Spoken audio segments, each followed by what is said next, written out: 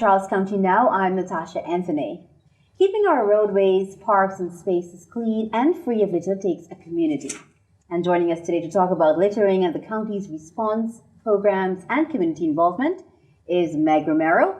She's the Recycling and Litter Control Superintendent. Meg, welcome. Hi, Natasha. Thank you for having me. Of course, and thank you so much for joining us. So, Meg, tell us about littering in Charles County and what do you see as the Litter Control Superintendent? So we see a lot of different types of littering throughout the county. Some of it is incidental, and that is just kind of on accident. You're trying to throw something away, you happen to miss, or the trash can's overflowing, and it just blows about and gets in our community, roadways, parks, wherever. Yes. And then some of it's intentional, and that's the really unfortunate kind. That's when people throw something out the window of their car, whether it's along the roadway or in a parking lot, and they just have no intention of properly disposing of it. They just toss it wherever they want.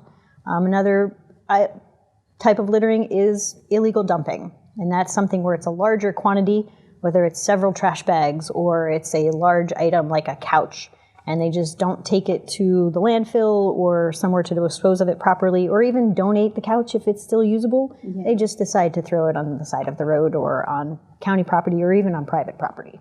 So you really do have your hands full right now. Yes. So I know that with all of those factors, how is the county responding to littering? So the county employs 3 litter control crews, and we also have a contracted litter control crew. And those crews have their own priority roads throughout the county that they routinely go out to and clean, pick up all the litter and debris that they see. And when we get complaints, we have the crews go and address the issue, whether it's just a lot of litter on one particular road or if it's an illegal dumping like I had discussed. I see. Okay, thank you so much for that. So there are also programs for community involvement. Can you, Meg, just talk about those? Sure. So our litter control crews can only do so much. The county is growing, so we do rely heavily on volunteer assistance. And we have several programs, and they're open to families, friends, communities, businesses. And those programs are Adopt a Road, Adopt a Spot, and then we also offer community cleanups. So the Adopt a Road program is, again, any community group or family or friends or neighborhood can come together and they would adopt a 1-mile section of a county road. We supply all of the support for that, whether they need bags, gloves, vests, litter grabbers, all of those. We supply that as well as the proper disposal of whatever they collect. And we just ask that during the length of your agreement, you clean that road three times a year. So it's not a huge investment for you. It's just your time a couple of times a year. Same thing with the Adopt a Spot. It's very similar to that, except it's more of an open space program, like a playground or a park or a community walking trail, something along those lines. And that program is actually pretty good for our younger kids, our younger citizens, because it's more of a closed area. It's not alongside of a roadway. So kids that are on a sports team, adopting the park that they play ball at would be a great opportunity for them to help clean that environment and keep it healthy for them and everybody else.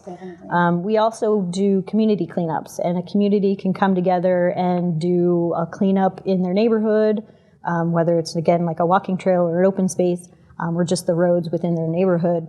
And again, we provide the supplies and the proper disposal. And we do have coming up the Charles County Community Cleanup, which is kind of a kickoff each year that we do.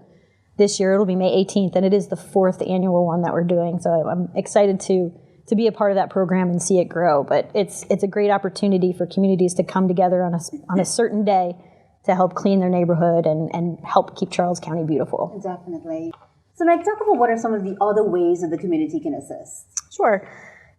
So if they're not volunteering on the Adopt a Spot or they want to, that's great. But it's also to be vigilant, whether it's their own actions. If they toss the fast food bag toward the trash can and it doesn't go in, pick it up, make sure it gets in there. Or if the trash can is overflowing, let the business know that they need to take care of their trash. If it's a business, they need to be mindful of their own dumpsters and their own trash in and around their business to make sure that everything is being thrown away properly and timely by whomever their contractor is.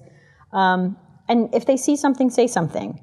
If they see some litter along the side of the road or an illegal dump somewhere, let us know. We can send a crew out to investigate it, take care of it. And with the illegal dumping, we do, if it's something that we can, we'll look for identifiers. And if we find something in it that has a name on it, we will contact the sheriff's office and file a report and see what we can do with that, because it is illegal. It is illegal, yes. And we have been able to take a few people to court for illegal dumping. And again, see something, say something. If it's something along the right side of the road, let us know. If they actually witness it happening, call the sheriff's office. Like I said, it is illegal, and people can be cited for it.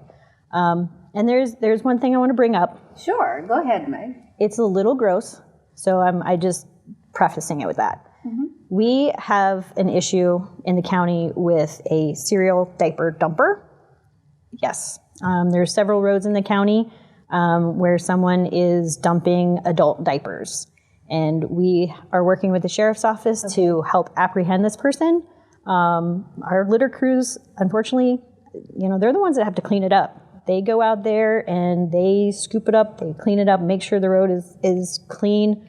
But it's not. That's appalling. Yes, it's not a healthy situation for them, for our environment, and it's something that we'd really like to see stopped. Definitely. So again, if somebody. Can you say how long this has been going on for? This is unfortunately going on for about a year. That is sad. Yes. Yeah, this is our community. You know? I and mean, they're dumping on it. That's sad. That's sad. So, audience, you see something, say something. Now, Meg, what's one thing you would want people to know about our littering programs? They are a great opportunity for communities to come together and take pride in their neighborhood or their park, and to help us keep Charles County beautiful. It's like I said, the county is growing. We have plenty of opportunities, whether it's at a park or a roadway, for families or businesses or community groups to become involved. Definitely. Talk about, what if people want more information, where can they go to be a part of this littering program? Sure. Everything that I talked about is on our website. They can go to www.charlescountymd.gov/litterbug, and it'll have all of the information there. They could also do /AAR, and it'll have all of the information that they would be looking for right there on that page. Or if they need to, they can just give us a call and we'll talk them through it and give them a lot more information that way. Definitely. Meg, thank you so much for being here. And thank you so much to you and your staff for helping to keep Charles County beautiful. Thank you, Natasha. You're welcome. We were talking with Meg Romero. She's the Recycling and Litter Control Superintendent. And that's all for Charles County Now. I'm Natasha Anthony.